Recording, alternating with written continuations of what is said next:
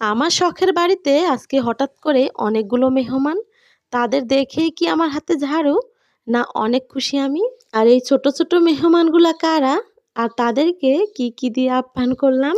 আমার শখের ঘরে আজকে গ্যাসের চুলায় প্রথম রান্না করতে গেলাম। তবে কি গ্যাসের চুলায় রান্নাটা শেষ করতে পারলাম? না আপনাদের এই দুঃখী বোন আবারও মাটির চুলায় রান্না করলাম? আর এই সব কিছু জানতে হলে অবশ্যই একটি লাইক দিয়ে আমার পুরো ভিডিওটি জুড়ে থাকতে হবে। আমার প্রিয় ভাই বোনেরা সকলে কেমন আছেন? আমি আপনাদের বোন সুমি নাটোর জেলা থেকে আপনাদের জন্য আরেকটি নতুন ভিডিও নিয়ে চলে আসলাম। আশা করি প্রতিদিনের মতো আজকের ভিডিওটিও আপনাদের কাছে অনেক বেশি ভালো লাগবে। আজকে সকালবেলা উঠেই কিন্তু রোদের দেখা পাইছি। কয়েকদিন ধরে তো খুবই বৃষ্টি হলো, আর রোদটা দেখেই অনেক বেশি ভালো লাগলো। আর রোদ উজ্জ্বল দিন দেখলেই কাজ করতে ইচ্ছে করে। আর এই তো আমার শখের ঘরের বারান্দাটা অনেক বেশি নোংরা হয়ে গেছিল, তাই তো আর দেরি করলাম না, শখের ঘরের বারান্দাটা লেপে দিচ্ছি। এই শখের ঘরটা যেহেতু আমার মাটির, সেই জন্য মাঝে মাঝেই লেপে দিই। আর লেপা পোছা থাকলেই ঘর বাড়ি দেখতে বেশি সুন্দর লাগে। আর এই তো দেখুন আমার বাড়িতে কিন্তু অনেকগুলো মুরগি পালা হয়েছিল। এগুলা হচ্ছে ব্রয়লার মুরগি। আর এই বাড়িতে পালা মুরগিগুলা খেতে ভীষণই ভালো লাগে। আমার ছেলেমেয়েরা কিন্তু ব্রয়লার মুরগির মাংসটা অনেক বেশি পছন্দ করে। সেই জন্যই এবার বাড়িতেই পালা শুরু করেছি, কারণ বাড়িতে পাললে ব্রয়লার মুরগিও খেতে অনেক বেশি মজা লাগে। আজকের দিনটা ছিল শুক্রবারের, আর শুক্রবারের দিন হলেই আসলে একটু মাংস বা অন্য কিছু রান্না করতে ভালো লাগে। আর বাচ্চারা যেহেতু মুরগির মাংসটা রান্না করলেই পছন্দ করে বেশি, সেই জন্য এই তো একটা মুরগি ধরে নিচ্ছি জবাই করার জন্য। মুরগিগুলো কিন্তু অনেকটাই বড় হয়ে গেছে, প্রায় 3.5 কেজির মতো। আর এখান থেকে একটা মুরগি আজকে জবাই করে নেব। আমার পাশের বাড়ির এক চাচা ও চাচাতো ভাইকে দিয়ে মুরগিটা জবাই করে নিলাম। এবার আমি চলে আসছি আমাদের পাশের বাড়ির এক চাচার বাড়ির পেছনে তেলাকুচা পাতা উঠাতে, কারণ অনেক অনেক জায়গায় তেলাকুচা পাতা আমি খুঁজতেছি, কয়েকদিন ধরেই পাচ্ছি না, কারণ চারিদিকে বৃষ্টির কারণে ডুবে আছে পানিতে। অনেক খোঁজাখুঁজির পর ওই তো একটা লিচু গাছের ডালে অনেকগুলো তেলাকুচার পাতা একদম জড়িয়ে আছে। এখানে অনেক ঘন করে আমের গাছ লাগানো আছে, সেই জন্য অনেকটা কষ্ট করেই ঢুকলাম। ঢুকেই তো তেলাকুচার পাতাগুলা ডাল থেকে ছিঁড়ে আনলাম। এই তেলাকুচার পাতাকে অনেকেই কিন্তু ঔষধি পাতা বলে, কারণ শরীরের অনেক রকম উপকার করে থাকে এই পাতা। অনেকগুলাই ছিঁড়ে নিয়েছি, এগুলা বাড়িতে গিয়ে বেছে নেব। আর বাড়িতে কিন্তু আজকে অনেক কাজ আছে। আজকে প্রচণ্ড রোদ, রোদে কিন্তু অনেকটাই গরমও লাগতেছে, আর রোদের কারণে ক্যামেরাটাও একদম ঝাপসা লাগতেছে। এই তেলাকুচার গাছের এরকম ফলও হয়, তবে ফলগুলা আমরা কখনো খাই নাই। খাওয়া যায় কি না সেটাও কিন্তু জানি না। এই তেলাকুচার পাতাগুলা একটা একটা করে আমি বেছে নেব, ছিঁড়ে নেব। আর এই পাতা দিয়েই আজকে ডালের বড়া বানাবো, আরেকটা ভর্তা তৈরি করব। এই তেলাকুচার পাতার ভর্তা বড়া দুইটাই অনেক বেশি পছন্দ আমার। এই তেলাকুচার শাক অন্য শাকের সঙ্গে মিলিয়েও ভাজি করা যায়, আর অনেক রকমভাবেই রান্না করে খাওয়া যায় এই শাকগুলাকে। আমি রান্না করার জন্য সব কিছু গুছিয়ে নিছি, আর ওদিকে আমার মা পাশের বাড়ির এক দাদির সঙ্গে মুরগিটা পরিষ্কার করে কেটে নিল। বসে পড়লাম সব কিছু নিয়ে রান্না করতে। আর আজকে কিন্তু গ্যাসের চুলা নিয়ে বসছি। গ্যাসের চুলায় আজকে রান্নাটা করব, সেই জন্য, কারণ আমার যে মাটির চুলাটা ছিল বড়টা, সেটা কিন্তু আমার ছেলেটা ভেঙে দিছে। আর যে ছোট চুলাটা আছে ওইটা দিয়ে তাড়াতাড়ি করে রান্না হয় না, সেই জন্যই ভাবতেছি আজকে গ্যাসের চুলায় তাড়াতাড়ি করে রান্না করে নেব। এগুলো হচ্ছে কালিজিরা, কালিজিরা দিয়ে তেলাকুচার পাতাগুলা ভর্তা করব। আর এই তো এগুলো হচ্ছে তেলাকুচা গাছের ফল, এমনিতে আমি রেখে দিছি আপনাদেরকে দেখানোর জন্য। এটা হচ্ছে গ্যাসের 2 চুলা। এক চুলাতে আমি এক পাশে মাটির হাঁড়িতে ভাত বসাইছি, আর আরেক পাশে এখন মুরগির মাংসটা রান্না করার জন্য কড়াইটা বসিয়ে দিছি। আজকের মশলাগুলা আমি পাটায় বাটবো না, কারণ এতটা দেরি হয়ে যাচ্ছে রান্না করতে করতে। আর শুক্রবারের দিন সবাই কিন্তু খুব তাড়াতাড়ি খাওয়া দাওয়া করবে, সেই জন্য অনেকটা তাড়াহুড়া নিয়েই রান্না করতেছি। আজকের মশলাগুলা ব্লেন্ডার করে নেব, সেই জন্যই তো ব্লেন্ডারে দিয়ে দিচ্ছি। কিছু পেঁয়াজ কুচি, কয়েকটা রসুন কোয়া, আদা, জিরা, এলাচ আর হচ্ছে শুকনা মরিচ, এগুলা সব কিছুই একসঙ্গে ব্লেন্ডার করে নিলাম। আজকে এতটাই রোদ গরম, ভাবছিলাম অনেকটা আরামেই রান্না করব, ব্লেন্ডারে মশলা করে গ্যাসের চুলায় রান্না করব। সেই জন্য আজকে গ্যাসের চুলাটাই ধরিয়ে দিছি আমার শখের রান্নাঘরে। কড়াইয়ে তেল দিয়ে কিছু পেঁয়াজ কুচি দিয়ে দিলাম। এবার দিয়ে দিলাম কাঁচামরিচ চিরা, 2টা তেজপাতা ও গরম মশলা। এগুলা সব কিছুই তেলের মধ্যে একটু ভেজে নেব। রান্না করতেছি আর ভাবতেছি, যেহেতু গ্যাসটা অনেকদিন আগেই কেনা হয়েছে, গ্যাসে কি পুরোটা রান্না করতে পারবো না গ্যাসটা আগেই শেষ হয়ে যাবে। কারণ গ্যাসের বোতলটা যখন সেট করতেছিলাম, গ্যাসের বোতলটা একদমই হালকা লাগতেছিল, মনে হচ্ছিল গ্যাসটা নেই, একদমই কম আছে। মনে মনে আল্লাহকে ডাকতেছি আর বলতেছি, আল্লাহ তুমি আমার রান্নাটা শেষ করে দিও, রান্নাটা যেন আজকের মতো শেষ করতে পারি। তেলের মধ্যে পেঁয়াজ মরিচটা খানিকটা ভেজে নিয়ে এখন দিয়ে দিচ্ছি বাটা মশলা আর পরিমাণ মতো হলুদ গুঁড়া ও লবণ। সব মশলাগুলাকে কিছুক্ষণ ধরে তেলে ভেজে নেব। তারপরে আবারও একটু পানি দিয়ে মশলাটাকে ভালো করে কষিয়ে নিতে হবে। পুরো ব্রয়লার মুরগির মাংসটাই আজকে রান্না করব, আলু দেব না, আলু ছাড়াই ব্রয়লার মুরগিটা কষা কষা রান্না করলেই বেশি ভালো লাগে। ওই চুলায় ভাতটা হচ্ছে আর এদিকের চুলার মশলাটা খুব সুন্দর করে কষানো হয়ে গেছে।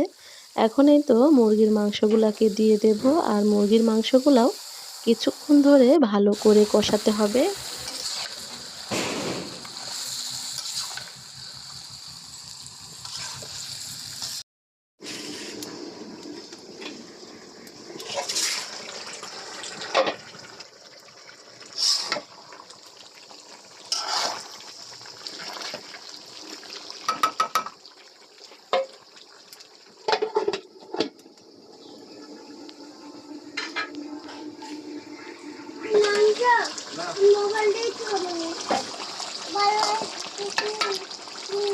মাংসটা খুব সুন্দর করে কষানো হয়েছে। এদিকে আমার হাসানটা বলতেছে মাংস খাবে, সেই জন্য এক টুকরা মাংস ওকে উঠিয়ে দিয়ে এই তো পরিমাণ মতো পানি দিয়ে দিচ্ছি।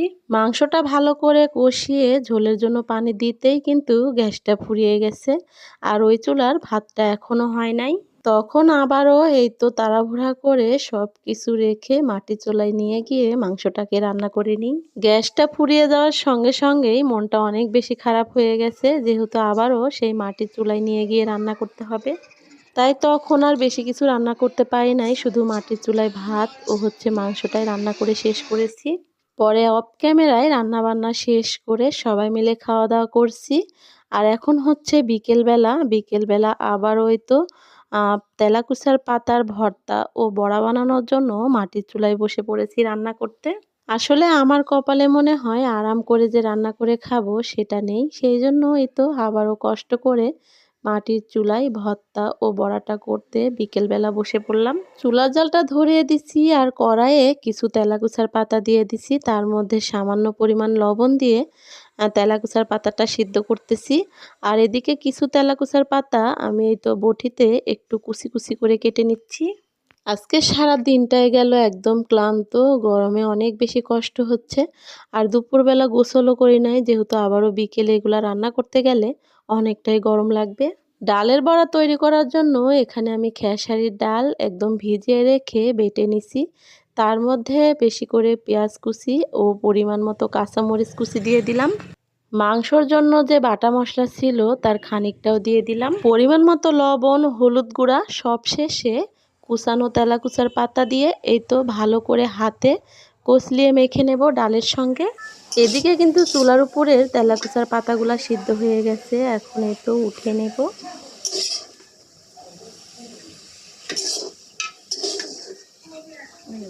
পাতাগুলাকে এমনভাবে সিদ্ধ করেছি তলে কিন্তু একটুও পানি নেই, রস নেই, একদম শুকনা শুকনা করে পাতাগুলাকে সিদ্ধ করে উঠিয়ে নিলাম। এবার ওই কড়াইয়ের মধ্যে সামান্য পরিমাণে তেল দিয়ে তেলের মধ্যে কিছু পেঁয়াজ কুচি ও রসুন কোয়া ভালো করে ভেজে নেব। পেঁয়াজ ও রসুনটা ভাজা হয়ে গেলে এখন তো কিছু গোটা কালিজিরা দিয়ে দিচ্ছি। এবার কালিজিরাটাও একটু সামান্য ভেজে নেব। আর কালিজিরা কিন্তু বেশি ভাজতে হয় না, বেশি ভাজলেই তিতা হয়ে যায়। আজকের যে ভর্তাটা আমি তৈরি করতেছি এটা যেমন হবে খেতে মজা, তেমন কিন্তু শরীরের জন্য অনেক বেশি উপকার। কালিজিরা ও তেলাকুচা পাতা দুইটাতেই ঔষধি কাজ করে, শরীরের অনেক রকম রোগের ঔষধ হিসেবে কাজে দেয় এগুলো। এবার কয়েকটা শুকনো মরিচও ভেজে নিলাম। ভর্তাটা করার জন্য সব কিছুই রেডি, শুধু এগুলো পাটায় বাটতে হবে। আর এখন চুলায় আমি বড়াগুলোও ভেজে নেব। আমার এই শখের ঘরের উঠানে বসে রান্না করতেও বিকেলবেলা খুব ভালো লাগে। বিকেলবেলা যেহেতু রোদ থাকে না, চারিদিকের গাছগুলো দেখে আরো বেশি ভালো লাগে আমার। এটা লোহার কড়াই, আর আমি লোহার কড়াইয়ে বড়াগুলা ভেজে নিচ্ছি তেলটা দিয়ে। তেলটা যখন গরম হয়ে গেছে তখন একে একে বড়াগুলা দিয়ে দিছি। আর বড়াগুলা কিন্তু খুব আস্তে জালে ভাজতে হবে। আস্তে জালে উল্টিয়ে পাল্টিয়ে একদম মচমচা করে এই তো বড়াগুলাকে ভেজে নিচ্ছি। বড়াটা ভাজতে অনেকটা সময় লেগে যাবে, যেহেতু চুলার জালটা একদম কমিয়ে ভাজতে হচ্ছে। সেই জন্যই চুলার উপরে বড়াগুলা রেখে আমি এই তো পাটাতে ভর্তাটা করতে চলে আসলাম। ওদিকে চুলায় আস্তে জালে বড়াগুলা মচমচা করে ভাজা হবে, এদিকে আমার পাটায় ভর্তাটাও বাটা হয়ে যাবে।